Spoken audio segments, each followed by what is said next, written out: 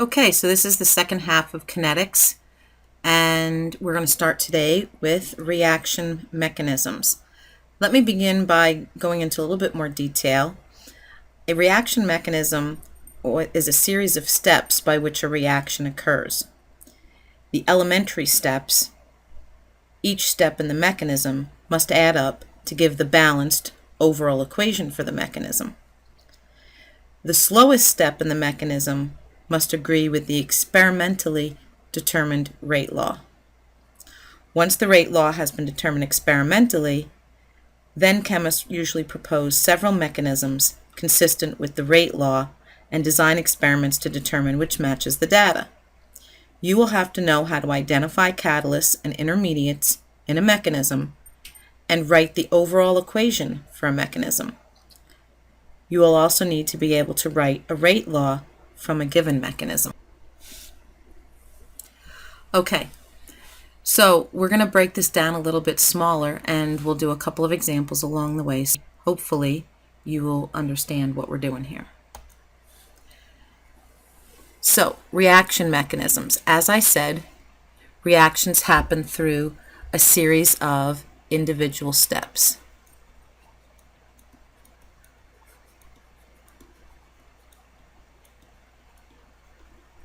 And there are three kinds of steps, and we're probably going to focus on one of them. There's a Uni Molecular Step, which uni sounds like one, and it means one chemical disintegrates.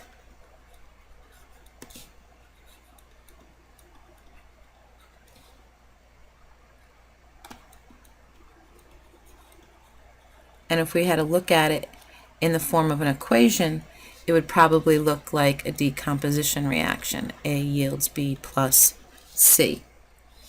And there is one reactant.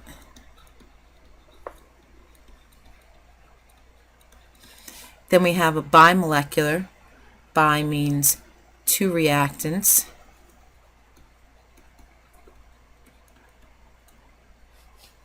And therefore, well, maybe this isn't as apparent, but there are two collisions.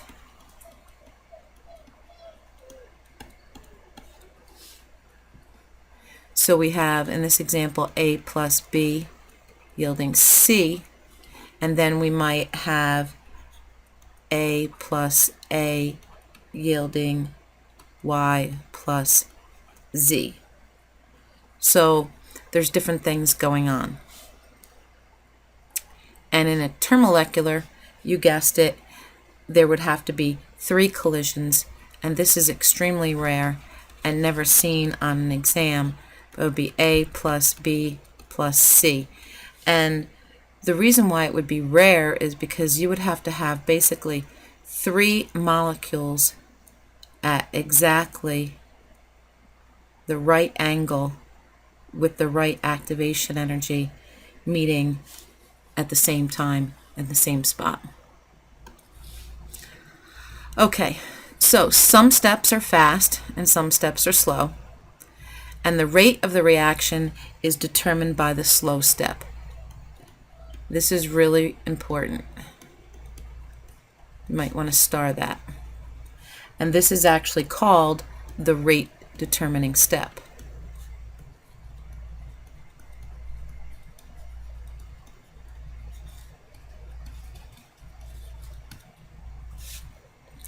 Chemicals that appear on the product side and eventually disappear are called reaction intermediates.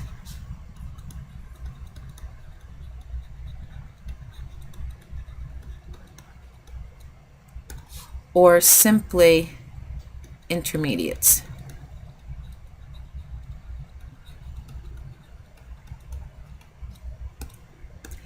And what happens is intermediates are usually formed in the first step and disappear in the next.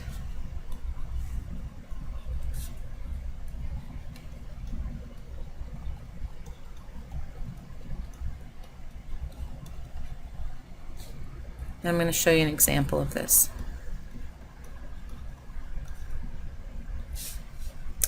And lastly, for a reaction, the mechanism must meet two criteria for it to be a plausible mechanism. The first is it must agree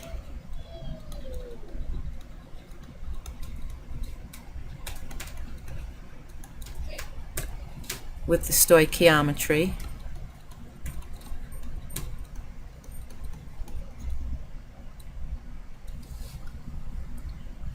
meaning all of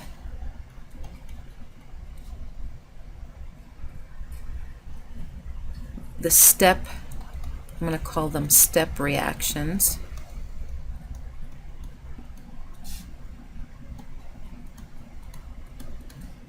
must add up to the overall reaction.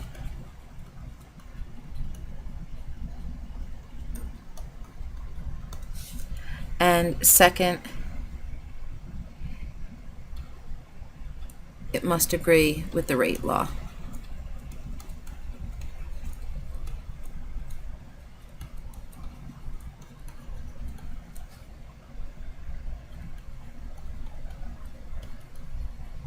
Okay, so let's take a look at an example here. Here's an example mechanism. So I have A plus B, I'm just going to use letters for right now, yields C. So this is step one. Okay, this is probably very fast. Then I have C plus D yielding B plus X. This is step two, and this is slow.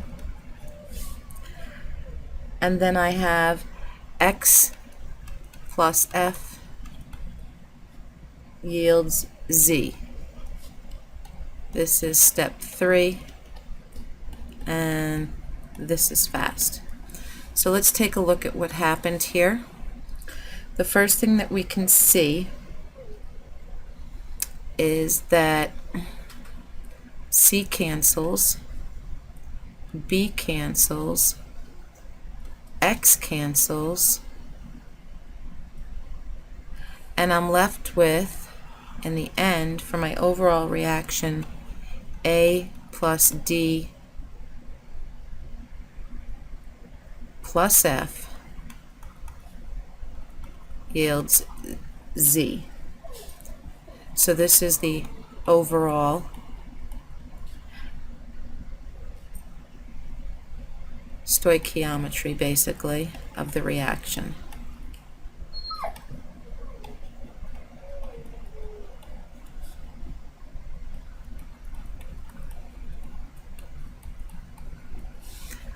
Notice how C was formed here, it's seen here, and then disappears. Okay?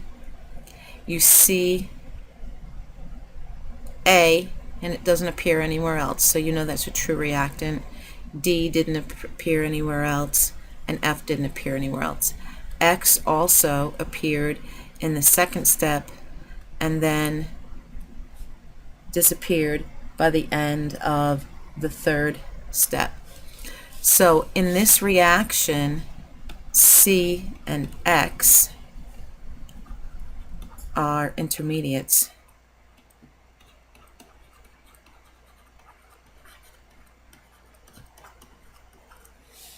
Because we define an intermediate as being formed in the first step and disappearing in the next step, or just being formed in one step and disappearing in the next step.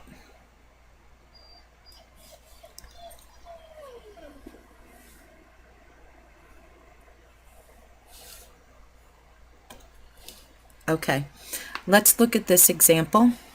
So now we have some chemicals. We have nitrogen dioxide plus fluorine gas yielding 2NO2F. NO2 plus F2 yields NO2F plus F. That's your slow step. And then F plus NO2 yields NO2F is your fast step. So let's look at what's going on in this reaction. You can see that F cancels here. You can see that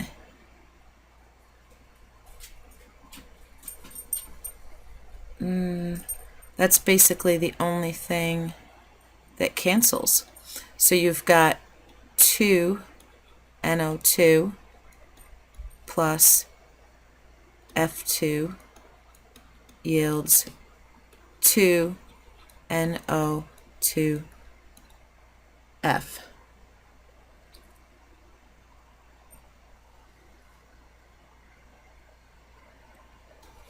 So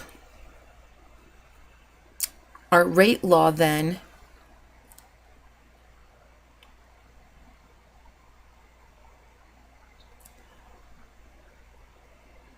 would be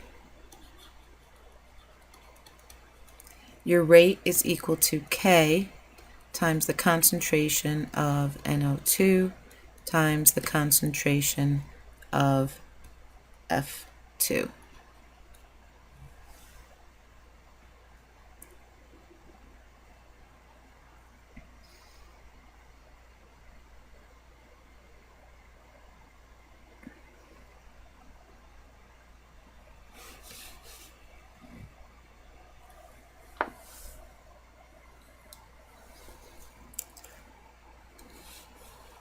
Another example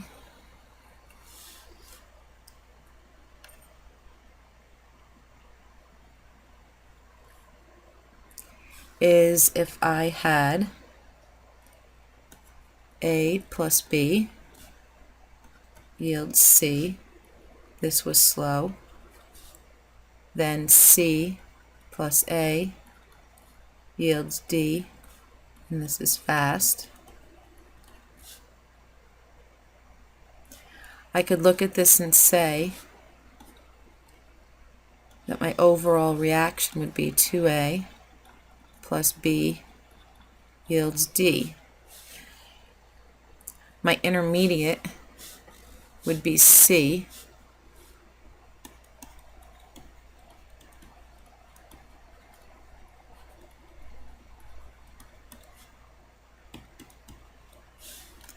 And my rate would be equal to K times the concentration of A times the concentration of B. We look at the slow step, which is here when we go to write the rate. So that's where I'm getting the A and the B. Just like here, we looked to the slow step to write the rate. The slow step is the rate determining step, which is what I told you initially in the notes. Now, scientists work backwards to develop the rate law, and then they usually run the experiment.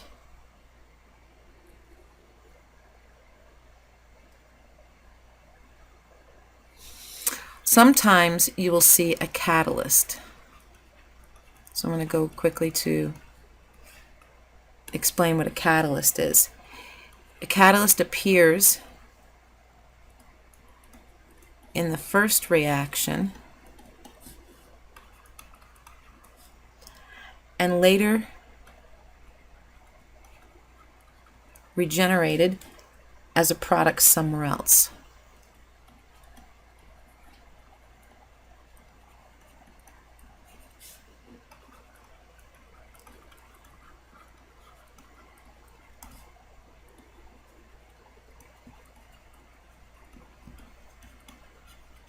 Okay, an example of a catalyst .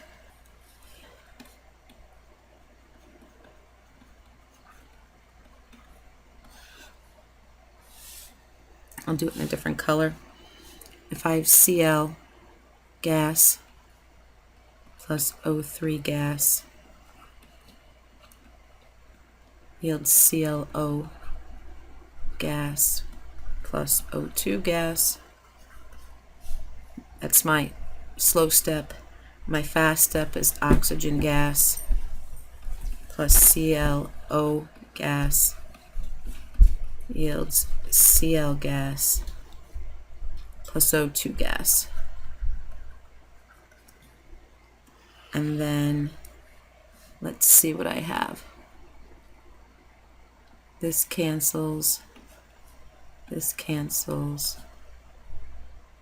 and I've got O gas plus O3 gas yields 2O2 gas.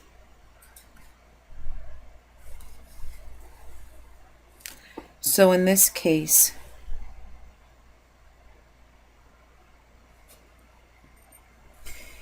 you have chlorine, which was introduced in the first reaction here, and then later regenerated as a product somewhere else, which was here. So it was introduced here, and it was regenerated as a product here. It did not appear in the overall reaction. So chlorine gas would be the catalyst in this reaction. Okay, moving on. Let's look at another example. This is the rate law for the reaction 2ClO2 plus fluorine gas yields 2ClO2F. And it says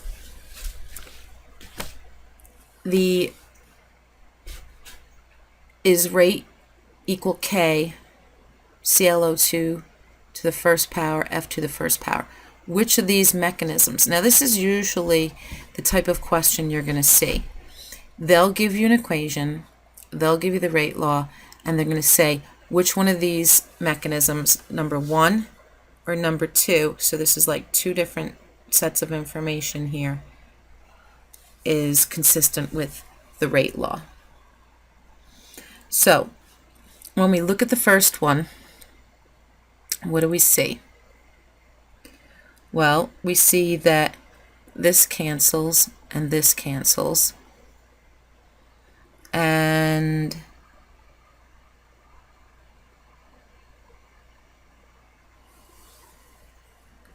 I think that's about it. We have to combine some like terms.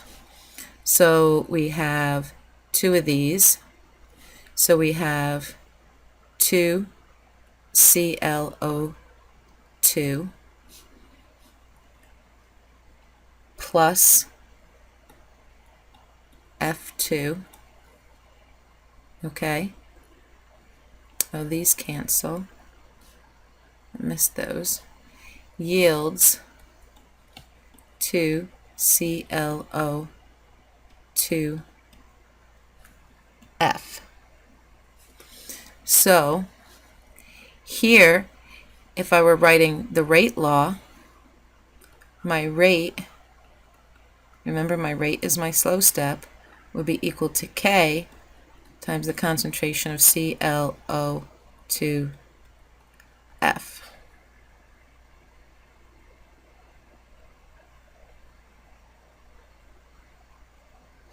Now, you can take this one step further because this ClO2F is kind of an intermediate, because we can take this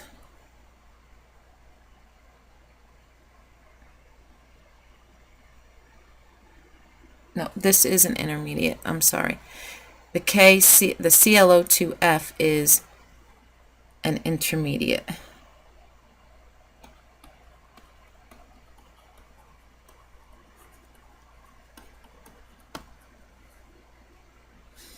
because it was produced here in the first equation and used up in the second, but then there was still more. So this doesn't look like it's consistent with the rate law. Let's look at the next one.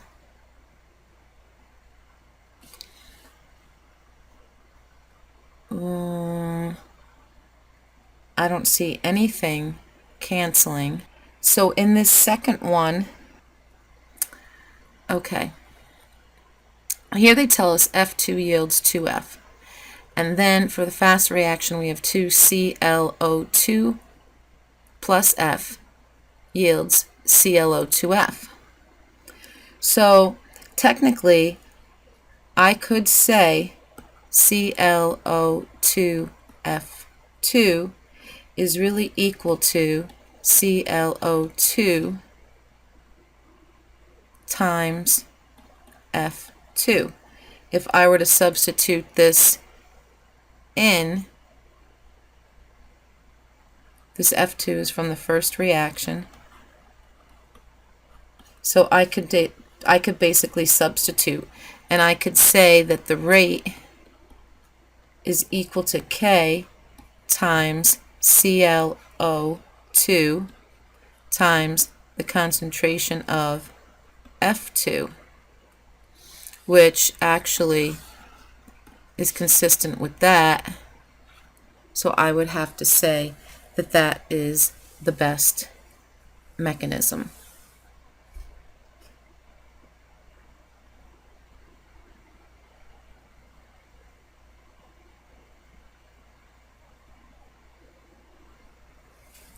Okay.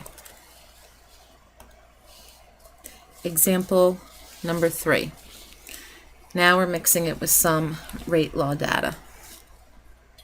For the reaction 2A plus B yields C, the data was obtained. They give you the initial rate of formation of C, which is this. First column is formation of C. They give you the initial concentration of A and B. These are kind of misaligned here. And this is the same as if we were saying the initial concentration of X and Y, which is what we usually do.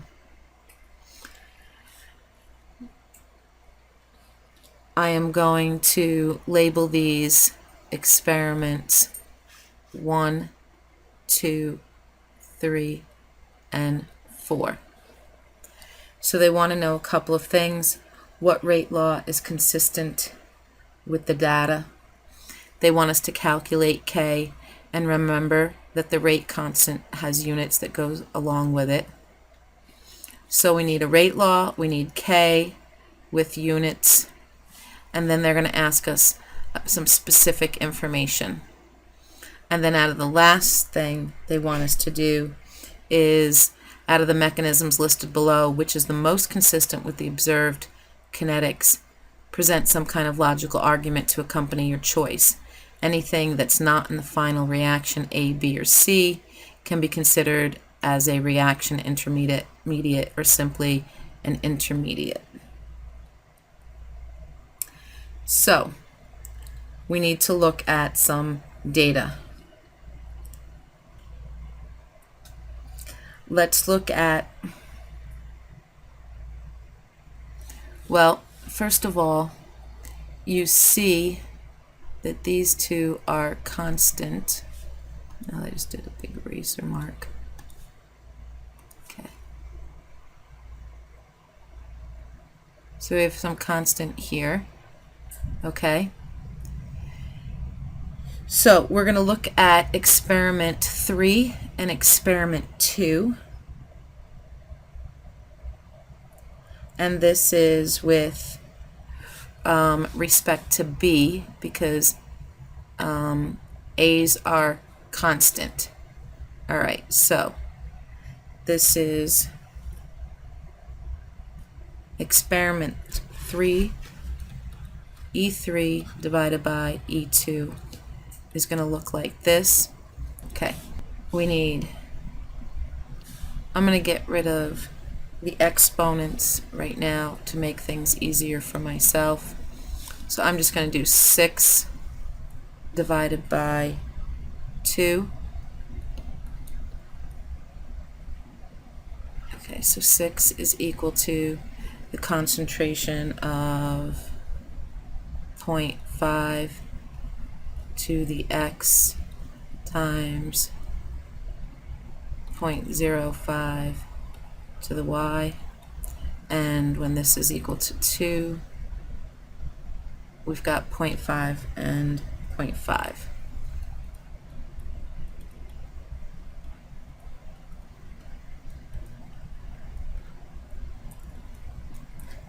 So a couple of things that we know that happens is this cancels,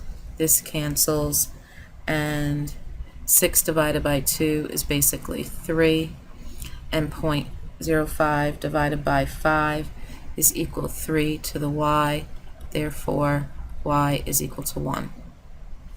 Okay, now we're going to look at experiment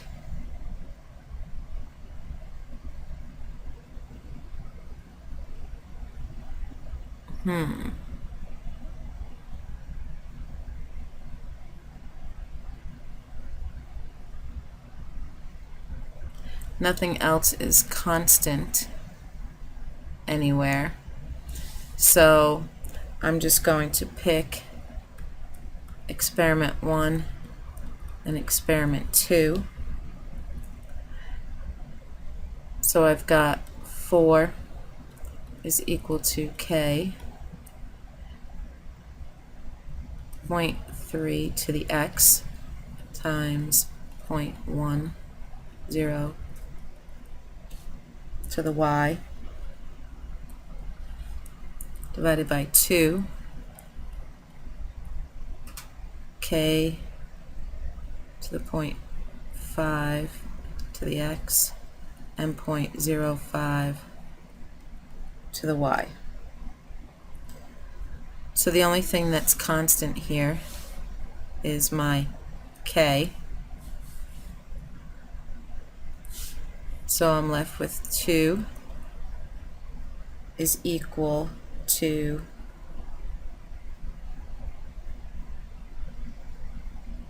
basically negative 0.6 to the x, and this is 2. We know this was first power. That's what I forgot to do. I'm sorry. We can now substitute in y is 1, 1. So that makes things a little bit easier for me because I can then divide both sides by 2, and I have 1 is equal to negative 0.6 to the x, which any number to the 0 power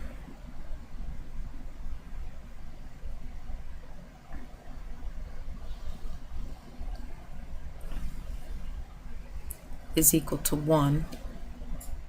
So if I have, so any number, so this value, negative 0.6 to the 0 power equals 1, so I know that x has to be equal to 0 here. So my overall rate law then, my rate is going to be equal to k times y, which in this case we said was initial b. So b, and it's just to the first power. So I've answered my first question. So this is rate equals k times the concentration of b. Now, the only thing that we did different here from what we did in doing the method of initial rates from the last lecture was because we didn't have anything else constant in our table up here, things got a little bit messy, but we had solved for y, and then we just put in the exponent, and we're able to solve for x. Okay, so for b, they're asking us to solve for the rate constant. So basically, I can do that right up here. My rate law, calculate k and units that go along with it. So this can be equal to, let's take the first one, 4 times 10 to the second.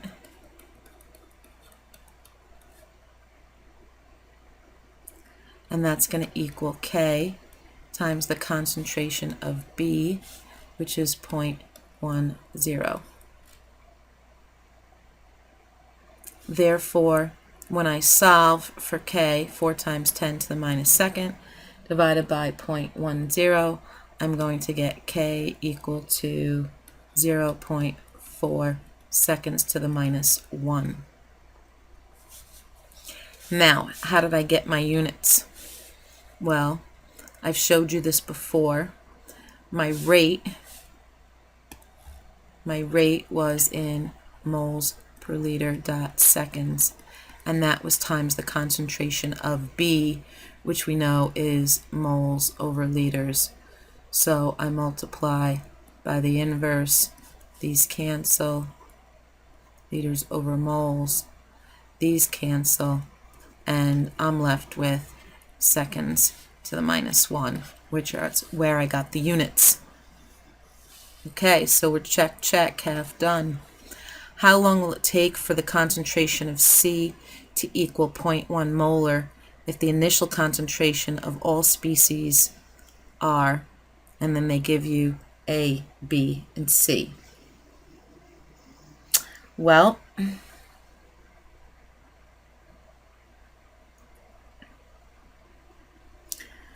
this gets kind of hairy.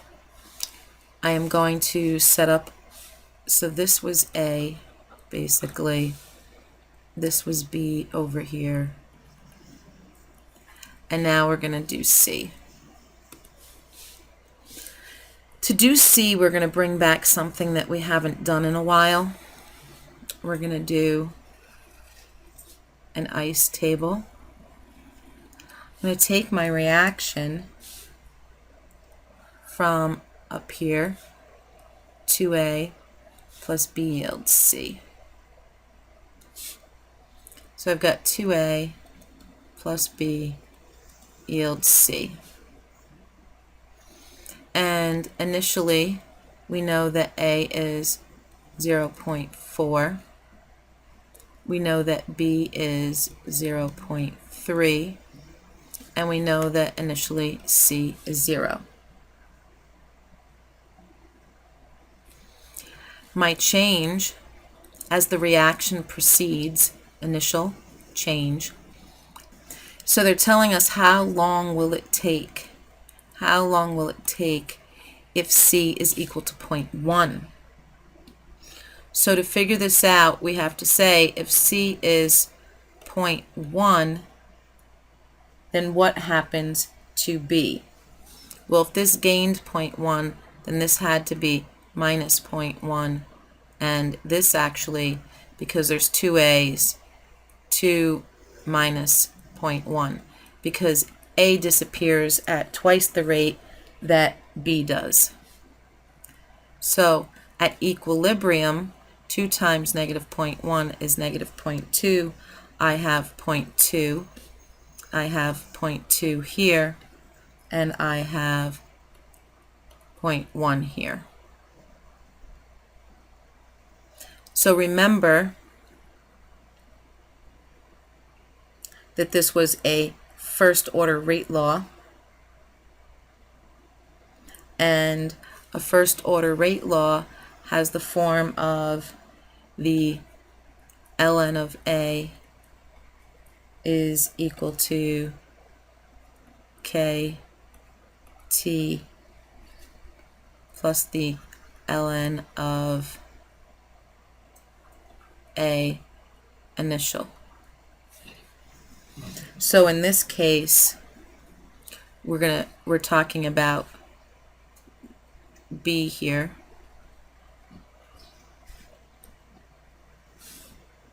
Because to figure it out, we had to figure out what happened to B. So this is going to be the ln of 0.2 is equal to K, which we said we figured out was, I forgot my negative sign, negative 0.4 T plus the ln of B initial in this case. I used A because that's what the textbook says. And this is the actual formula, which is confusing for this problem because we're using letters A and B. But we're substituting in with our B into this equation. So the ln of the initial was 0.3. So I get here negative 1.609 minus equals, negative 0.4 T plus negative 1.203.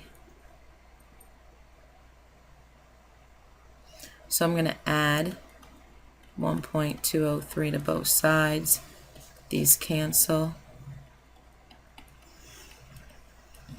And over here I get negative 0.406 equals negative 0.4 T. Divide both sides by negative 0.4, and these cancel, and I get T equal to 1 second. So we just solved that. T is equal to 1 second, which was C.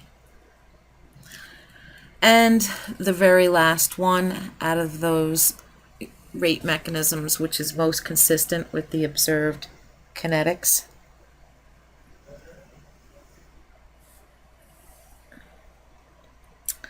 So in the first one, let's look at what's going on here.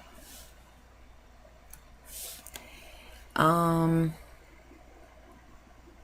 cancels.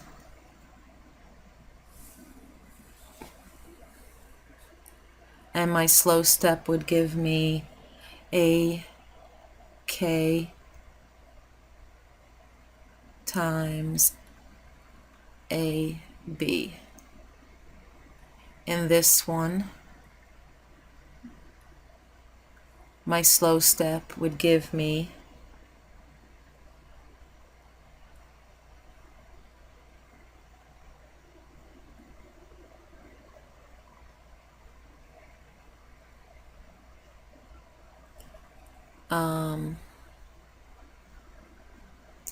K times the concentration of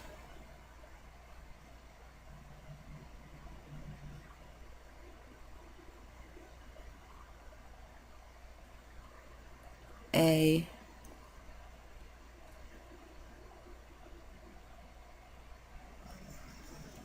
M, and here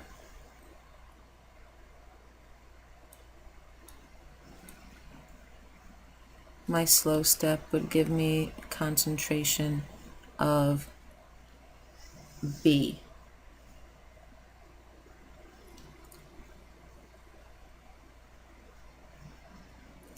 So this is consistent with our results from up here.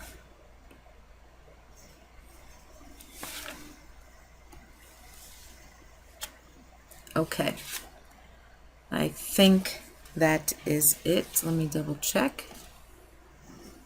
Collision theory. Not quite done yet. Molecules must collide to react. We know that. Concentration affects rates because collisions are more likely. The more concentrated the solution, that means the more molecules per unit volume. But two things must happen. Not only must they collide, but they must collide with the right orientation or bond angle. And they must have the right activation energy. If one of those are missing, the reaction will not occur. You can have the right activation energy, not the right bond angle, no reaction. You can have the right bond angle, not enough activation energy, no reaction. So only a very small number of collisions wind up producing reactions. Let's review a potential energy diagram, reactants, products, if the forward reaction is this way, okay? These would be reactants, products. Activation energy is the amount of energy needed to get from the reactant line to the top of the hill, which is called the activated complex. Remember that potential energy of the reactants is measured from the x-axis, potential energy of the products. So delta H is equal to P minus R, the potential energy of the products minus the potential energy of the reactants, which is this value here. The activated complex is an intermediate or transition state. So here you have in this example 2BrNO.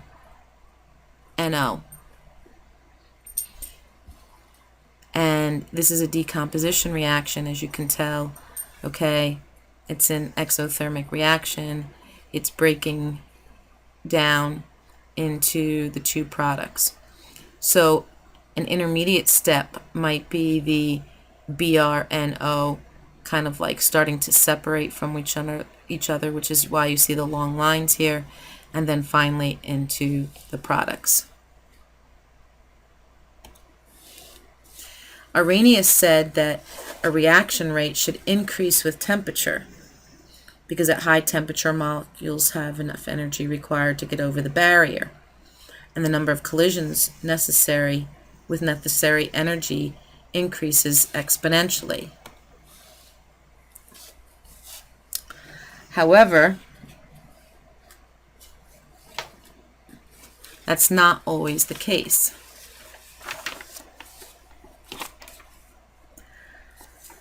Let's talk about the purpose of catalysis or catalyst in a reaction. It's a substance that speeds up a reaction without being part of the overall reaction.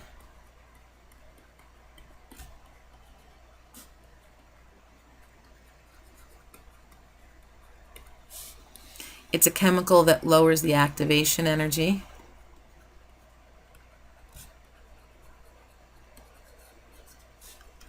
By changing the reaction mechanism.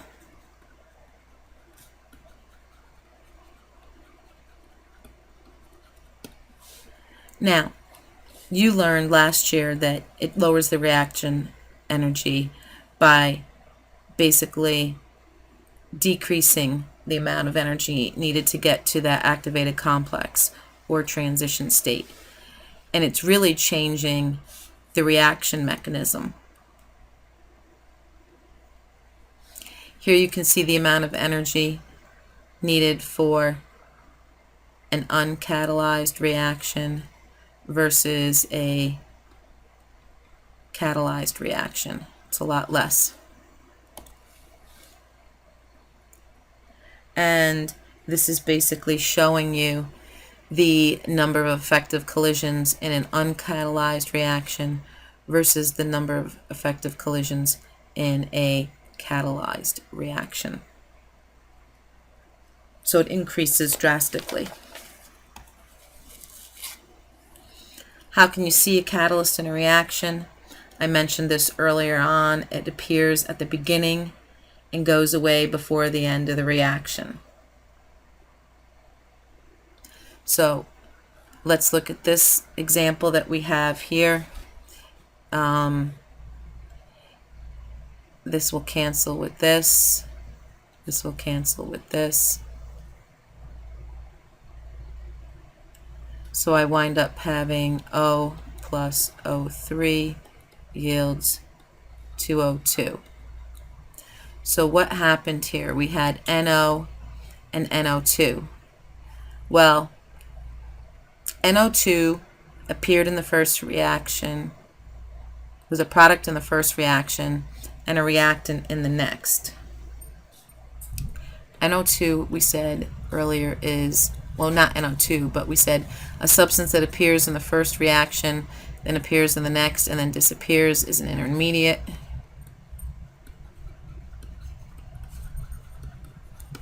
And NO is our catalyst.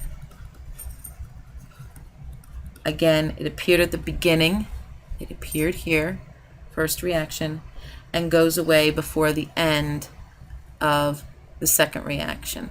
So by the time everything is said and done, it was gone.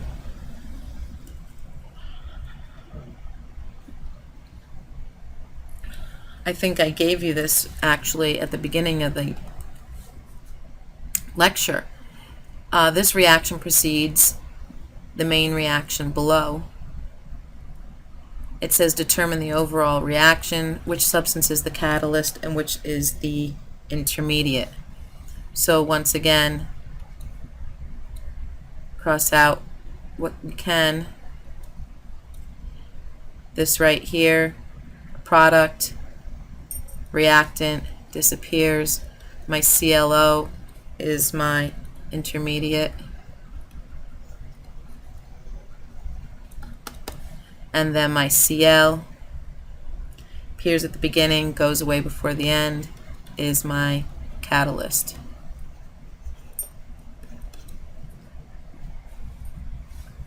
And so my overall reaction, O plus O3,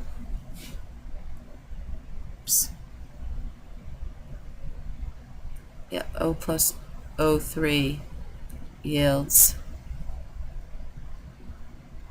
2O2.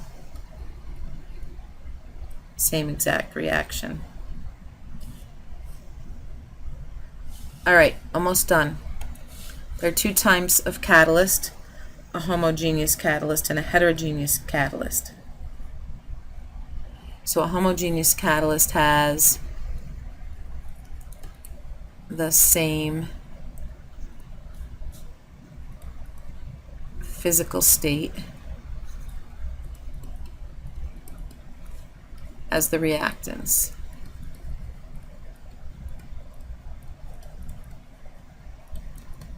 So for example, aqueous, aqueous. Heterogeneous, okay, homo, same, hetero, different.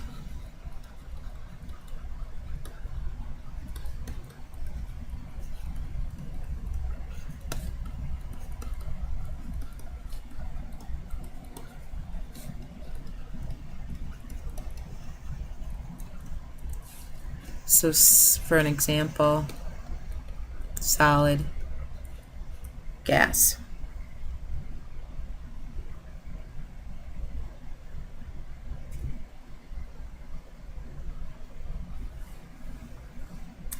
And I would look over the example of catalysts in the textbook.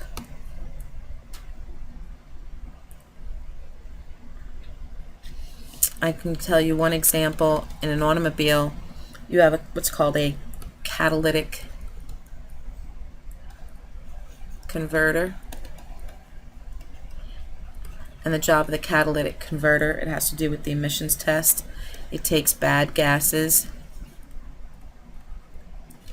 so like NO2, and in the presence of a platinum PT catalyst, turns it into N2 and O2.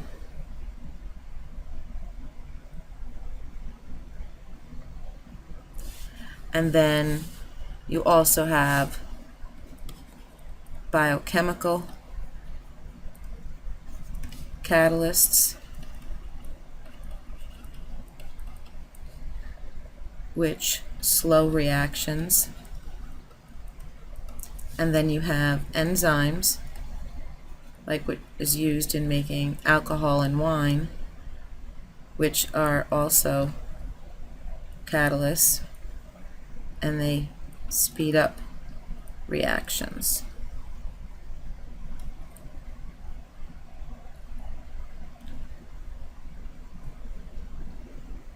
Okay, I believe that is a wrap on this unit.